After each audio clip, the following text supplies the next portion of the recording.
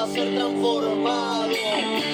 Envuélveme en tu fuego y consume todo lo que no sea de tu agrado. Quiero vivir en tu verdad, habitar en tu casa, contemplar tu santidad y el río de tu bendición. Venga a saciar